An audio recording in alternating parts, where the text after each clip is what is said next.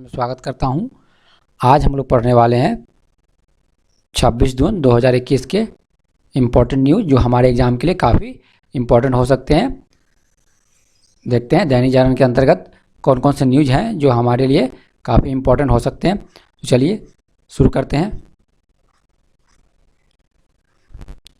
पहला न्यूज़ है, पाकिस्तान पर लटकी रहेगी एफटीए की तलवार। फाइनेंशियल एफटीए का फुल फॉर्म होता है फाइनेंशियल एक्शन टास्क फोर्स। ठीक, पहले हम समझते हैं ये फाइनेंशियल एक्शन टास्क फोर्स क्या है, उसके बाद देखते हैं कि सारे मुद्दे क्या है। चलिए देखते हैं फाइनेंशियल एक्शन टास्क फोर्स। देखिए,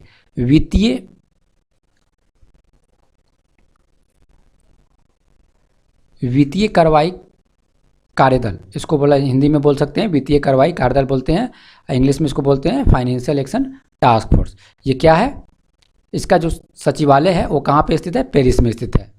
पहला सचिवालय कहाँ स्थित है? पेरिस में स्थित है। यह जो है एक अंतर्राष्ट्रीय संस्था है, अंतर सरकारीय संस्था है, मतलब ये सरकारों का एक ग्रुप है। कितने देश है इसमें? 37 देश हैं।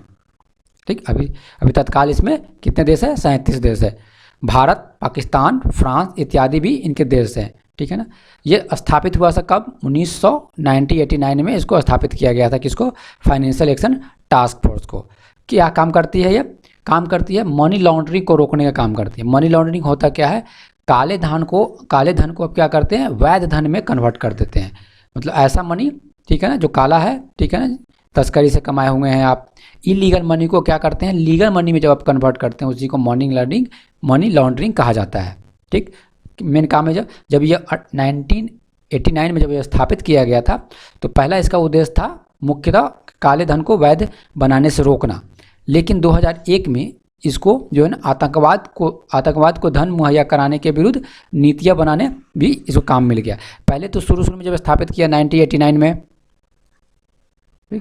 तो काले धन के से रिलेटेड जो है ना, मनी लॉन्ड्रिंग से रिलेटेड मुद्दे पर इसको दिया गया कि मनी लॉन्ड्रिंग से जितने भी मुद्दे, मनी लॉन्ड्रिंग को रोकने का काम दिया गया। लेकिन बाद में 2001 में इसको एक और रिस्पॉन्सिबिलिटी दे दिया गया कि आतंकवाद से रिलेटेड, ठीक है ना, आतंकवाद से रिलेटेड जितने भी धन आते हैं उस पर भी निगरानी रखे, ठीक, और उसके विरुद्ध भी नीतियाँ बनाए। तो इनके दो काम हो गए, एक तो मनी लॉन्ड्रिंग और मनी लॉन्ड्रिंग का काम हो गया, एक जो हो गया आतंकवाद से रिलेटेड मुद्दे को, आतंकवाद से रिलेटेड जो फाइनेंस होते हैं उसको रोकना, उस पर निगरानी करना। ठीक है ना। ये दो तरह की लिस्ट जारी करती हैं। ये इंपॉर्टेंट हो जाता है हमारे एग्जाम के लिए कि यह दो तरह की लिस्ट जारी करती है। एक होता है ग्रे सूची।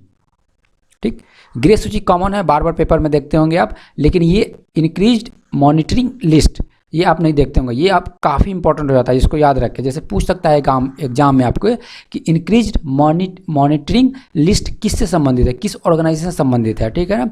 तो यह संबंधित है किसके? फाइनेंशियल एक्शन टास्क फोर्स से संबंधित है। ठीक है, ग्रे लिस्ट नहीं दिया रहेगा वहाँ पे। ठीक, दिया क्या रहेगा? इंक्रीज्ड मनी लॉन्ड्रिंग लिस्ट किससे संबंधित है, किस ऑर्गेनाइजेशन से? तो financial action task force related है। ठीक, या दे देंगे कि इंक्रीज मॉनिटरिंग लिस्ट जो है को निक नेम क्या है, चाहे इसका दूसरा नाम क्या है, दे देंगे ग्रे लिस्ट, या और दो चार नाम दे देंगे। आपको याद रखना है कि both are same, increase monitoring list और ग्रे लिस्ट दोनों जो है सेम है। चलिए अब देखते हैं आगे हम। इसे जो है निगरानी सूची भी कहते हैं। किसको? ग्रे सूची को, ग्रे लिस्ट को क्या कहते हैं? ये इसका निगरानी की सूची भी कहते हैं इसे, क्योंकि इसके अंतर्गत जो है ना, अब हम देखते हैं आगे कि ग्रे लिस्ट में कौन से देश को रखा गया। ठीक है ना। पाकिस्तान अभी तत्काल जो है ग्रे लिस्ट के अंतर्गत रखा गया है। आप जानते हैं कि वहाँ आतंकवाद को बहुत बढ़ावा दिया जाता है वहाँ के गवर्नमेंट के द्वारा। ठीक है ना। तो फाइनेंशियल एक्शन टास्क फोर्स उनको जो है ना ग्रे लिस्ट में डाल दिया। ठीक, सबसे पहले तो उन्हें ग्रे लिस्ट में डालने के बाद उन्हें चेतावनी दी गई कि आप क्या करें, उन्हें 27/7/27 टारगेट दिए गए कि इस टारगेट को पूरा करना। ये ऑल रिलेटेड थे, आतंकवाद से रिलेटेड थे, आतंकवाद के फंडिंग से रिलेटेड थे। ठीक, तो 27 टारगेट को उन्होंने दिया था कि पूरा करने के लिए कब तक? 2018 में उन्होंने ये टारगेट दिया। किसको? पाकिस्तान को। पहले ग्रे लिस्ट में डाल दिया उनको। ठीक, पहले उनको क्या किया? ग्रे लिस्ट में डाल दिया गया। ठीक, पाकिस्तान को डाला गया। ठीक, उसके बाद उन्हें दिए कि फाइनेंशियल एक्शन टास्क फोर्स ने उनको 27 टारगेट दिया कि आप इस टारगेट को पूरा करें तभी आपको ग्रे लिस्ट से हटाया जाएगा। अभी ये मुद्दा चल रहा है जो अभी हम पेपर में दिखा है कि उन्होंने, पाकिस्तान का यह दावा है कि 26 जो है ना उन्हें टारगेट को पूरा किया, एक टारगेट को नहीं पूरा किया। फिर भी फाइनेंशियल एक्शन टास्क फोर्स ये अभी डिसीजन लिए हैं कि उनको पाकिस्तान को अभी ग्रे लिस्ट में ही रखा जाएगा। ठीक, तो एक तो देखें जो फाइनेंशियल एक्शन टास्क फोर्स है 2 तरह की लिस्ट जारी करती है। एक ग्रे लिस्ट को क्या बोलते हैं, इंक्रीज मॉनिटरिंग लिस्ट भी बोलते हैं, बोथ आर सेम। ठीक, उसके बाद एक जो लिस्ट जारी करती है ब्लैक लिस्ट। ठीक, ये सबसे अंतिम एक्सट्रीम सिचुएशन हो जाता है। ठीक, इसमें क्या होता है, इसमें जब आप ग्रे लिस्ट में जो चेतावनी दी जाती है, आप अगर वो टारगेट को पूरा नहीं करते हैं तो आपको क्या किया जाता है, तब जाके आपको ब्लैक लिस्ट में जारी कर देता है। अगर पाकिस्तान इन सब चीज़ों को फॉलो नहीं करेगा तो अंततः उसको ब्लैक लिस्ट में जारी कर दिया। इसमें क्या हो जाता है, जब ब्लैक लिस्ट में कोई कंट्री चली जाती है तो अंतर्राष्ट्रीय फंडिंग पर रोक लगा दिया जाता है। कोई भी फंडिंग जो कोई भी बैंक से आप लोन लेते हैं, विदेशी लोन बैंकों से लोन लेते हैं, किसी भी अंतर्राष्ट्रीय कोई भी फंडिंग करता है, कोई भी चैरिटी फंडिंग करता है, हर तरह के फंडिंग को आपको रोक दिया जाता है। कोई भी फंडिंग नहीं जाएगा आपके देश में। क्यों? क्योंकि ऐसा अनुमान किया जाता है कि ब्लैक लिस्ट की जो ऐसे कंट्री को डाले जाते हैं, ऐसा अनुमान किया जाता है कि कोई भी पैसा फाइनेंस अगर किया जा रहा है उस देश में तो हो सकता है उस पैसे को आतंकवाद के लिए भी प्रयोग किया जा सकता है। फंडिंग जो आतंकी संगठन तक पहुंचने का खतरा रह जाता है। ठीक है ना,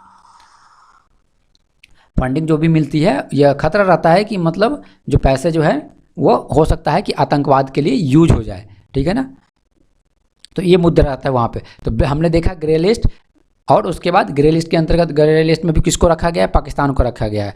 अब हम देखते हैं कि उत्तर कोरिया और ईरान 2 ऐसे देश हैं, उत्तर कोरिया और ईरान, इनको रख दिया गया है ब्लैक लिस्ट में। ठीक, अब इनको ब्लैक लिस्ट में आ गया है तो अब समझ जाइए कि इनको जो इंटरनेशनल फंडिंग जो अंतर्राष्ट्रीय संगठन के द्वारा नहीं मिलता होगा। ठीक, उन्हें रोक दिया जाता है अंतर्राष्ट्रीय फंडिंग रोकने का क्या कारण होता है, ये ऐसा अनुमान किया जाता है कि कोई भी फंड अगर भेजा जाता है हो सकता है कि वो आतंकवाद के लिए प्रयोग किया या उसका मिसयूज किया जा सके। तो हम चलिए आगे देखते हैं, अपना यहाँ समझने की कोशिश करते हैं मैप के जरिए। इंपॉर्टेंट होता है किसी भी चीज़ को अगर मैप के जरिए पढ़ते हैं तो जल्दी से याद हो जाती है वो चीज़ें। ठीक है ना, तो कोशिश करें कुछ भी पढ़े, हिस्ट्री, ज्योग्राफी, पॉलिटी, जहाँ तक हो सके डायग्राम और मैप के थ्रू पढ़ने की कोशिश करें। ठीक, और नोट्स बनाते चलें। Notes is the most important, बार बार बोलते रहते हैं नोट्स बनाना है।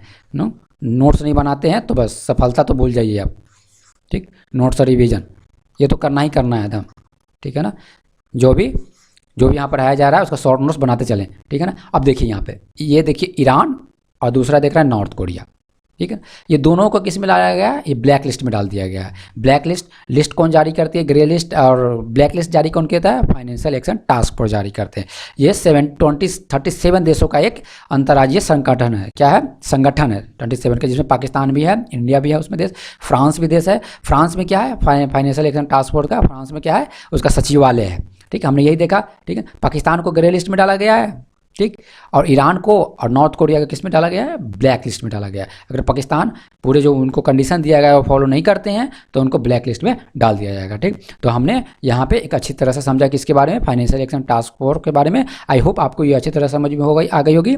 ठीक, एंड अब फिर आपको ये फाइनेंशियल एक्शन टास्क फोर्स कभी परेशान नहीं करेंगे। चलिए अब नेक्स्ट हम देखते हैं अपने हमारे लिए कौन सा इंपॉर्टेंट न्यूज हो जाता है। तो यहाँ मुद्दा जो हमने देखा, यहाँ पे पाकिस्तान पे लटकी रहेगी एफटीए की तलवार। वही मुद्दा सेम का बातें हो रही है कि फाइनेंशियल टास्क फोर्स जो है ना, अभी भी उनको क्या किया है, ग्रे लिस्ट में ही डाल के रखा है। बोला है कि अभी ये ग्रे लिस्ट में ही रहेंगे, यानी निगरानी सूची में ही रहेंगे। ठीक, उनको 27 टारगेट दिया गया था, उन्होंने 27 टारगेट फॉलो नहीं किया। जो भी हमने वहाँ देखा सेम चीज़ें यही मेन बातें कर रही है यहाँ पर। चलिए आगे हम देखते हैं अपने हमारे लिए कौन सा इंपॉर्टेंट न्यूज़ हो जाता है हमारे लिए। हाँ, ये देखिए, आप बार बार आप सुनते होंगे इमरजेंसी। इंदिरा गांधी जिसमें प्रधानमंत्री थी, उन्होंने काफ़ी मिसयूज किया था, संविधान का भी काफ़ी उल्लंघन किया था, यहाँ तक कि जुडिशरी को भी उन्होंने काफ़ी इधर उधर कर दिया था। मतलब वहाँ का सिस्टम को ही कहा जाता है कि पूरे सिस्टम को ही उन्होंने बिगाड़ कर रख दिया था। ठीक, लेकिन चलिए समझते हैं कि क्या था कि वाकई में ऐसा क्या ऐसी बातें हो गई थी जिसके कारण नेशनल इमरजेंसी इंदिरा गांधी जी ने लगा दिया था। चलिए तो हम देखते हैं कि 1971 में ठीक एक इलेक्शन हुआ था जिसमें इंदिरा गांधी जो है ना भारी बहुमत से, इंदिरा गांधी जी पार्टी में थी, भारी बहुमत से इंदिरा गांधी जीती थी। कहाँ से, इनका जो पर्सनल कॉन्स्टिट्यूएंसी था वह था रायबरेली लोकसभा से ये जीती थी। काफ़ी अच्छे बहुमत से इन्होंने, काफ़ी अंतर से बहुमत से जीता था। कब, 1971 में जीता था।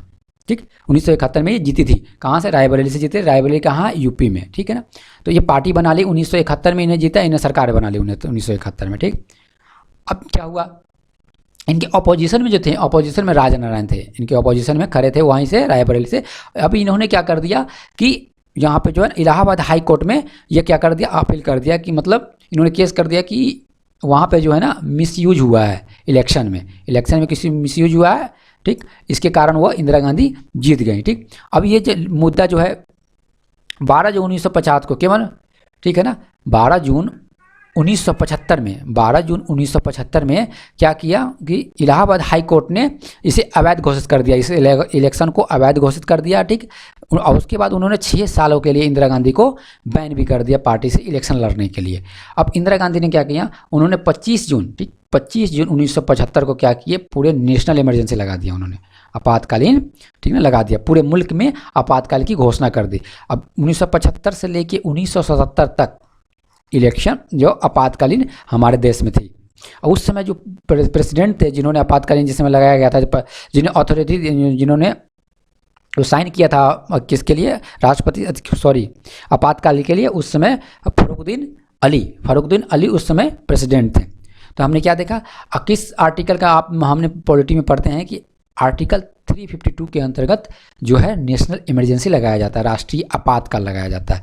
तो यहाँ हम देखते हैं कि साथ साथ में हम देखते हैं अपने करंट से भी क्वेश्चन को जोड़ के चलते हुए देखते हैं, समझने की कोशिश करते हैं कि नेशनल इमरजेंसी उस समय क्यों लगाई गई थी। तो आपने देखा इंदिरा गांधी जीती, ठीक, उनमें इलेक्शन में काफ़ी जो धांधली उंधली हुई होगी, इसलिए नारायण जी ने, ठीक है ना, राजनारायण जी ने हाई कोर्ट चले गए, इलाहाबाद हाई कोर्ट ने, ठीक, 71 में तो जीती, 4 साल बाद, अप्रोक्स 4 साल बाद क्या हो गया, हाई कोर्ट ने वो उस इलेक्शन को क्या अवैध घोषित कर दिया और इंदिरा गांधी जी को क्या कर दिया, उन्होंने 6 साल के लिए इलेक्शन लड़ने से क्या कर दिया, मना कर दिया, ठीक। इसी कारण क्या करी इंदिरा गांधी ने, क्या किए कि इमरजेंसी लगा दी है, राष्ट्रपति क्या कर दिया, आपातकालीन इमरजेंसी लगा दी है पूरे देश में, जो 1975 में लगा और 1977 तक चला।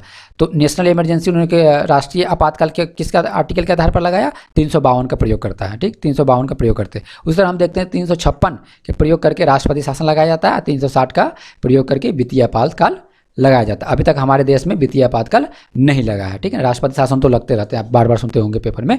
राष्ट्रीय आपातकाल जो है ये भी लगा है 2-3 बार, ठीक है ना।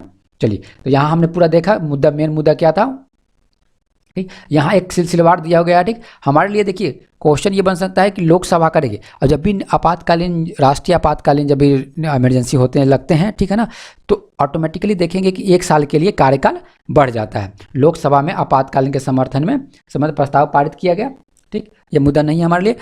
लोकसभा का कार्यकाल 1 वर्ष बढ़ाया गया, ठीक है ना। यहाँ क्वेश्चन ये है कि 1976 में लोकसभा का कार्यकाल 1 साल बढ़ा गया। और ये भी जान जाइए कि जब भी नेशनल इमरजेंसी हटती है तो उसके ठीक 6 महीने के अंदर में इलेक्शन करवाने का प्रावधान होता है। फिर इलेक्शन हुआ, इलेक्शन में वहाँ जो है इंदिरा गांधी की पार्टी थी वो हार गई और जनता पार्टी 1977 में आई, और उन्होंने कौन है, जनता पार्टी गवर्नमेंट 1977 में आई। इन्होंने काफ़ी चेंजेस किया, ठीक है ना, संविधान में काफ़ी चेंजेस किया, जो आप पॉलिटी पढ़िएगा, ठीक है, तो उसमें देखिएगा इन्होंने काफ़ी उन्होंने जो है ना संविधान में चेंज हुआ उसे 1977 के आसपास में आप देखिएगा, ठीक है ना। तो हमने ये मेन मुद्दा देखा, नेशनल इमरजेंसी जब भी लगेगी, राष्ट्रीय आपातकाल जब भी लगेंगे, ठीक है ना, आपातकाल हटने के बाद ठीक 6 महीने के अंदर इलेक्शन कराया जाता है। और नेशनल इमरजेंसी के साथ जिसमें राष्ट्रीय आपातकाल लगता है तो उस समय लोकसभा का कार्यकाल बढ़ जाता है, बढ़ाया जा सकता है 1 साल के लिए, ठीक। चलिए आगे हम देखते हैं, ठीक। उस समय देखेंगे कि मुख्य जो नेता हैं, जैसे उसमें प्रेस पर भी सेंसरशिप लगा दिया गया था, ठीक। प्रेस पर भी तरह तरह के बाउंडेशन को लगा दिया गया है। उसी समय के सबसे इंपॉर्टेंट नेता देखेंगे जयप्रकाश नारायण जी, उसी पर समय के काफ़ी इंपॉर्टेंट नेता उभर कर आए थे। अटल बिहारी वाजपेयी, लाल कृष्ण आडवाणी, जॉर्ज फर्नांडिस, ये सब जो नेता जो हैं उस समय काफ़ी हाईलाइट हुए और काफ़ी इन्होंने इसी समय से ख्याति प्राप्त किए हैं लोग नेता, ये लोग प्रमुख नेता थे उस समय के, ठीक है। चलिए, तो हमने क्या देखा, नेशनल 1975 से लेकर 1977 तक नेशनल इमरजेंसी लगी रही वहाँ पे। चलिए हम आगे देखते हैं। ये एक जनरल व्यू आपने अब कभी आपको ये नेशनल इमरजेंसी से संबंधित आपको एक आइडिया रहेगा कि आखिर हुआ क्या था वहाँ नेशनल इमरजेंसी के समय, ठीक है ना। अब हमारे मोदी जी भी सेम उसी बातों को कह रहे हैं कि इमरजेंसी काला अध्याय, इमरजेंसी था वो काला अध्याय था हमारे इतिहास में, हमारे भारत के इतिहास में, ठीक है, इसे भुलाया नहीं जा सकता मोदी। चलिए सेम बातें कर रहे हैं। हमको ये याद रखना है कि नेशनल इमरजेंसी जो लगी थी 1975 से 1977, 2 साल के लिए लगी थी। अब चलिए नेक्स्ट हमारे लिए सबसे क्वेश्चन क्या है, अगले साल नौसेना में शामिल हो जाएगा पहला स्वदेशी विमान वाहन पोत। विमान वाहन पोत क्या हो जाता है आप ये समझिए। विमान वाहन पोत उसका नाम क्या है, INS विक्रांत। ये स्वदेशी है, ठीक है ना। अप्रॉक्स 70% जो चीज़ें हैं, 110% नहीं है, अप्रॉक्स 70% जो चीज़ें हैं, जो जितनी भी मटेरियल उसमें लगाए गए हैं, ठीक है ना, वो क्या है, वो सब स्वदेशी हैं, ठीक है ना। क्या नाम है स्वदेशी विमान पोत का? उसका नाम है INS विक्रांत। आपसे ये क्वेश्चन बन सकता है कि हाल ही में जो कौन सा स्वदेशी विमान वाहन पोत जो है बना है, अभी वो क्या हुआ है कि नौसेना में अभी क्या कह रहे हैं, नौसेना उसको यूज नहीं करे, अगले साल से उसका प्रयोग किया जाएगा। 2009 में, ठीक है ना, इसको बनाने का प्रक्रिया शुरू हुई और ठीक अब देखिए कि 2021 चल रही है, यानी 2022 तक है ना, ये हमारे नौसेना में इसका प्रयोग शुरू हो जाएगा। ठीक, काफ़ी समय लग गया, लेकिन यहाँ लिख रहे हैं कि 11 साल हो रहा है निर्माण में। चीन ने 3 साल में ऐसा बना लिया। ठीक, चीन काफ़ी डेवलप है, 3 साल में बना लिया। हमारे यहाँ ये लगभग 11 साल लग गए INS विक्रांत को बनाने में। चलिए इसमें हम देखते हैं ये कहाँ बनाया जा रहा है, कोची बंदरगाह के पास में, ठीक है ना। कोची बंदरगाह के पास, कोची कहाँ है? कोची केरल में पड़ जाता है, ठीक है ना, कोची केरल स्टेट में पड़ जाएगा आपको। ठीक, तो यहाँ पे हमने देखा कि स्वदेशी विमान वाहक पोत के निर्माण में इस्तेमाल डिजाइन से लेकर, ठीक है ना, स्टील तक और हथियार से लेकर सेंसरों तक करीब 75% जो है ना सामग्री स्वदेशी है, ठीक है ना। कितना आपको दे देगा एग्जाम में कि 100% स्वदेशी है, नहीं 100% स्वदेशी नहीं, 75% स्वदेशी सामान लगे हैं उसमें INS विक्रांत में, ठीक है ना। वो नौसेना के लिए उपयोगी होगा। ये क्या है? एक पोत है, ठीक है ना। क्या है ये? जो है स्वदेशी विमान वाहन पोत, यानी कि विमान जो होते हैं ना, जैसे एयरप्लेन हो गया सबको, उस पर क्या किया जाएगा, ये जो ना पोत एक तरह जैसे समझिए ये ढोने का काम करेगा, समझे, ढोने का। जिस तरह बाइक पे जिस तरह देखते होंगे बस पे, ठीक है ना, सामान ढोया जाता है, ठीक, उसी तरह ये क्या है, ये वाहन पोत है, विमान वाहन पोत। पोत मतलब पोत है, समझे, तो इसको ढोने का काम करेंगे INS विक्रांत। ये देखिए पीछे बैकग्राउंड में आपको एक नाव की तरह जो दिखा रहा है, बड़ी तरी जहाज की तरह, इस जहाज पे जो है ना विमानों को ढोया जाएगा। चलिए हमने ये देखा। अब देखते हैं हमारे लिए एक इंपॉर्टेंट न्यूज़ है, स्मार्ट सिटी मिशन अवार्ड में उत्तर प्रदेश को पहला स्थान। स्मार्ट सिटी मिशन के अंतर्गत जो अच्छा स्टेट परफॉर्मेंस कर रहे हैं उन्हें क्या किया जा रहा है, उन्हें जो है ना अवार्ड दिया जाता है, ठीक है ना। तो अभी जो देखेंगे स्मार्ट सिटी मिशन के अंतर्गत उत्तर प्रदेश टॉप किया है, ठीक, दूसरे स्थान पर मध्य प्रदेश आया है और तीसरे स्थान पर तमिलनाडु आया। ये हमको ये हमारे लिए इंपॉर्टेंट नहीं होता है, याद रखना, ठीक। हमारे लिए ये इंपॉर्टेंट ये हो जाता है कि स्मार्ट सिटी मिशन में क्या क्या प्रावधान है और कौन कौन सी चीज़ें हमें याद रखनी है। चलिए तो ये देखते हैं स्मार्ट सिटी मिशन के अंतर्गत, ठीक है ना, 100 सबसे पहले देखिए 100 जो ऑलरेडी शहर है ना, ठीक है ना, ऑलरेडी कोई शहर था, ठीक है ना, उसको उसमें से 100 शहर को पूरे भारत में, चाहे वो स्टेट हो या यूनियन टेरेटरी में, वहाँ से 100 का सिलेक्शन करना है, 100 को सिलेक्शन करना है, ठीक है ना, और उसको 100 को सिलेक्शन होगा। उसके अंतर्गत जो शहर है उसको एक विश्व लेवल का शहर बनाना है, उसमें हर तरह की सुविधा की व्यवस्था करना है उस शहर में, ठीक है ना। इसमें 100 सिटी विकसित हो रहे हैं, समझे। स्मार्ट सिटी मिशन के अंतर्गत कितने शहर को चूज किया गया है? 100 शहर को चूज किया गया और उसको स्मार्ट सिटी बनाया जाएगा। ऐसा सिटी बनाया जाएगा जिसमें आप कह सकते हैं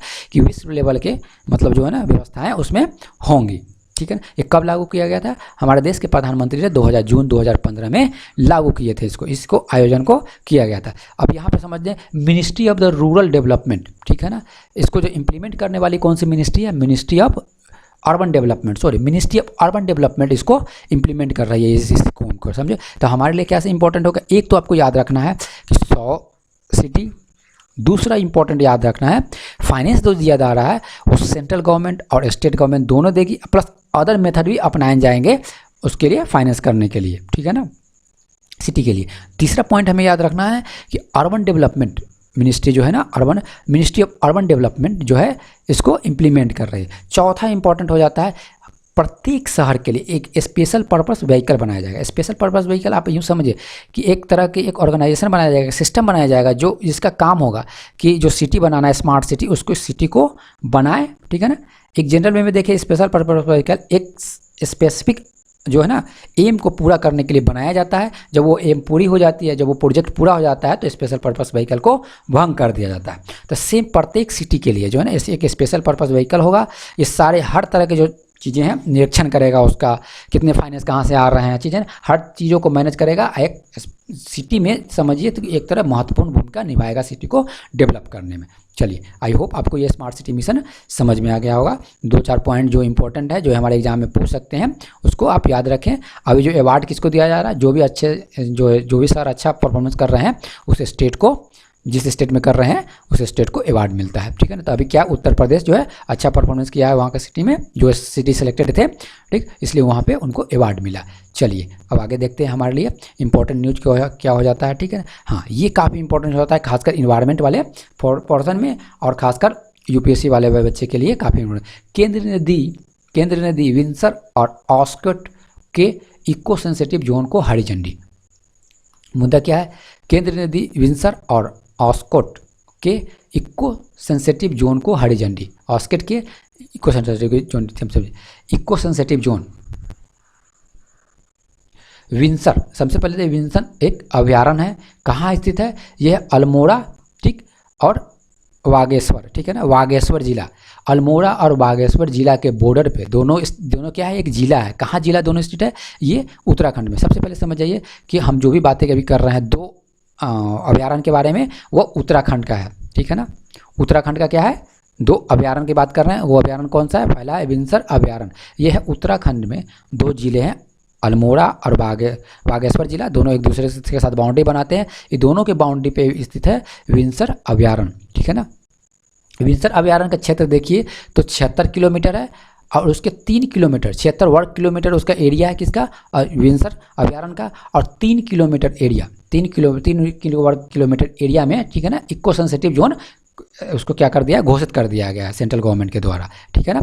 76 किलोमीटर और प्लस चारों तरफ से देखें तो 3 वर्ग किलोमीटर जो है ना, इको सेंसिटिव जोन घोषित कर दिया गया, पहला हमने देखा। दूसरा हम देखते हैं ऑस्कोट अभयारण्य। ऑस्कोट अभयारण्य क्या है, ये भी जो है उत्तराखंड में पिथौरागढ़ डिस्ट्रिक्ट में स्थित है, ठीक है ना।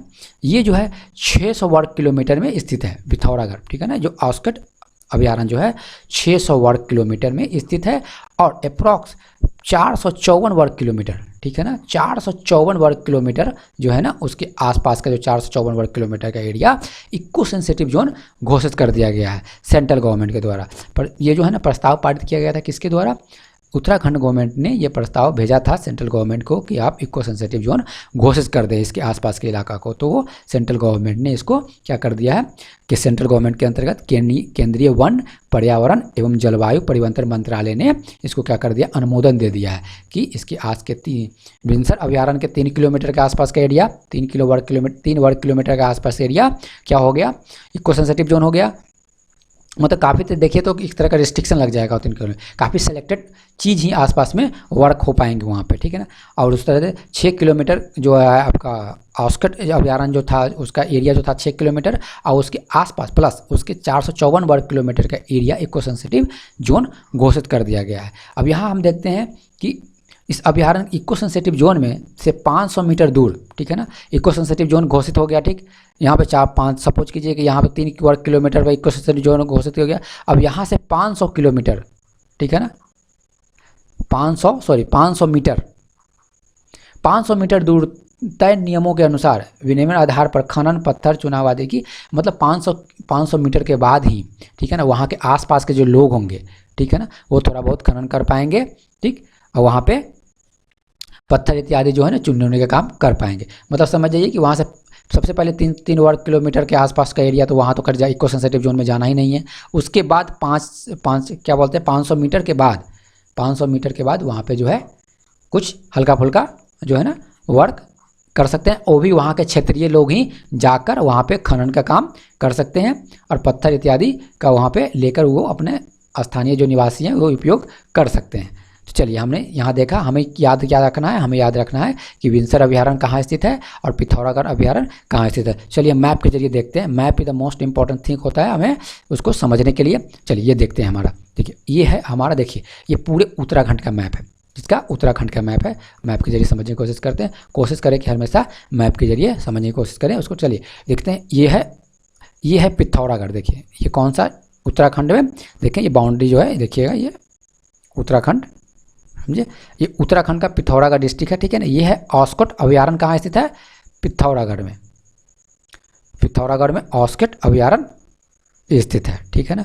दूसरा देखिए, हमने कहा था कि बागेश्वर और अल्मोड़ा, ठीक है ना, ये दो डिस्ट्रिक्ट है, देख रहे हैं, बागेश्वर और अल्मोड़ा, इसके बॉर्डर पे स्थित है कौन सा, विंसर अभयारण्य। हमने क्या देखा, विंसर अभयारण्य। तो दो अभयारण्य देखा हमने, ऑस्कट अभयारण्य पिथौरागढ़ में स्थित है उत्तराखंड के, ठीक है ना। अल्मोड़ा और बागेश्वर ये भी जिला है, ये कहाँ स्थित है, उत्तराखंड में भी जिला है, ठीक है ना। और इनकी बाउंड्री पर स्थित है विंसर अभयारण्य। तो हमने मैप के जरिए भी समझा। आप ये जब भी नोट्स बनाएं तो जब भी आपको कन्फ्यूजन रहे कि इस तरह का नोट्स नहीं बना सकते हैं, ये हैंड रिटेन नोट्स बना भी नहीं सकते आप, तो सिर्फ आप कुछ नहीं करें, सिर्फ एक बॉक्स बना ले। सपोज कि ऐसे, जैसे मुझे अगर नोट्स बनाना होगा तो मैं क्या करूँगा, ऐसे एक बॉक्स बना लिया, ठीक। अब यहाँ पे मैं क्या करूँगा, इसको लिख दूंगा पिथौरागढ़, ओके।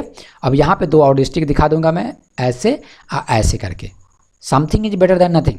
नहीं लिखने से, थ्योरी जैसे लिखने से अच्छा है कि कुछ तो डायग्राम बना के आप याद, इससे क्या होगा कि रिवीजन करने में बड़ी मजा आएगा, अच्छा लगेगा आपको रिवीजन करने में। थोड़ी सी शुरू में, और थोड़ी सी शुरू में 2-4 बार अगर नोट्स बना लेंगे तो बहुत अच्छा लगने लगेगा उसके बाद। तो इसको अगर मैं बनाऊँ तो मैं इसको लिखूंगा पिथौरागढ़, और यहाँ पे मैं लिख दूंगा ऑस्केट अभयारण्य। इसको मैं यहाँ पे बाउंड्री पे इसको मैं लिखूंगा बागेश्वर, इसको लिखूंगा अल्मोड़ा, और यहाँ पे इसको जो है विंसर अभयारण्य, ऐसे करके मैं एक नोट्स बना दूंगा, ठीक। तो इस तरह क्या होगा, एक लोकेशन के जरिए इस तरह याद करेंगे तो अच्छा बना। कोई ज़रूरी नहीं है आपको इस तरह के मैप बनाने के लिए, ठीक है ना। अगर नहीं बना सकते हैं तो कोई ज़रूरी नहीं, आप एक सीधे बॉक्स जैसा बना ले और उस बॉक्स में एक आइडिया लगा के कि कौन से पार्ट में कौन सा है, ठीक है ना, आप एक बना सकते हैं, ठीक। चलिए आगे हम देखते हैं। आगे हमारे लिए कुछ, अगर देखिए, हाँ देखिए, यहाँ पे हम आपको दिखाते हैं कुछ नेशनल पार्क जो काफ़ी इंपॉर्टेंट है, ठीक है ना। कभी कुछ चीज़ आए तो स्टेट में कुछ थोड़ा सा ज़्यादा पढ़ लेना चाहिए, कि सपोज कि थोड़ा सा अगर एग्जामिनर थोड़ा डीप चला गया, ठीक है ना, पूछ दिया, हो सकता है कि वो विंसर अभयारण्य ना पूछ दे, वो पूछ दे कि कॉर्बेट नेशनल पार्क कहाँ स्थित है, ठीक। तो कॉर्बेट नेशनल पार्क कहाँ स्थित है, उत्तराखंड में स्थित है, ठीक है ना। फिर पूछ दे कि राजा रानी नेशनल पार्क कहाँ स्थित है, तो वो भी कहाँ स्थित है, वो भी उत्तराखंड में स्थित है, ठीक है ना। दून वैली कहाँ स्थित है, ठीक, वो भी उत्तराखंड में स्थित है। तो इस तरह आप जब भी पढ़ें तो थोड़ा बहुत अपने आप की थोड़ी सी लॉजिक दिमाग लगा दे, ठीक है ना। वैली ऑफ फ्लावर एग्जाम में कितनी बार आते हैं, वैली ऑफ फ्लावर कहाँ स्थित है, देखिए यहाँ हमने देखा, ये जो है पिथौरागढ़ है, पिथौरागढ़ के जस्ट वेस्ट में देखेंगे तो वैली ऑफ फ्लावर है, ठीक है ना। गंगोत्री नेशनल पार्क देखें यहाँ पे, तो हमने 2-3 देखा national park, Gangotri national park, Rajaji national park, Corbett national park, ये सब कहाँ स्थित है, सब उत्तराखंड में स्थित है। तो हो सकता है कि अभयारण्य ना पूछ के वो ये पूछ दें, तो थोड़ा सा ज़्यादा पढ़ लेना चाहिए, काफ़ी इंपॉर्टेंट हो जाता है। इस तरह आप क्या होगा कि फुल प्रिपेयर होकर जाएंगे, ठीक है ना। अब कुछ नहीं करना है, इसको भी सेम सा आप एक बॉक्स बना दें, ठीक।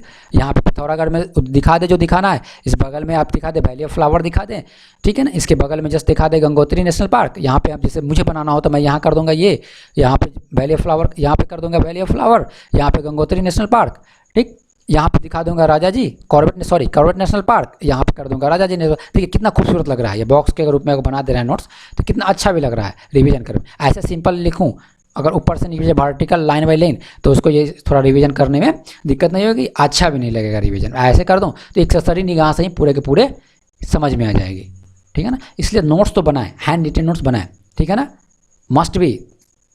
इसके साथ कोई भी किसी तरह खिलवाड़ ना मत करे, ठीक है ना। हैंड थोड़ी समय लगे, शुरू में लगेगी, ठीक है ना। एक बार अगर बन जाएगा तो उसके बाद तो फिर आप खुद एक अच्छे टीचर बन जाएंगे, खुद आप बच्चों को पढ़ाएंगे, आपको खुद अच्छा लगेगा, ठीक है ना। इतना कॉन्फिडेंस आ जाएगा कि तैयारी करने में, फिर तो क्या पूछना उसके बाद।